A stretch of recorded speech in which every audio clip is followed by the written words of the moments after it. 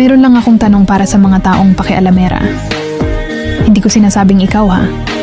Pero kung sakaling ikaw yan, makinig ka. Maria Higotera. Huwag kang makialam sa kapwa mo. Higit sa lahat, huwag kang laging nakabantay sa mga kilos at galaw nila. Ang bilis mong nakikita kahit yung maliliit na sablay ng ibang tao, pero yung sarili mong sablay di mo nakikita.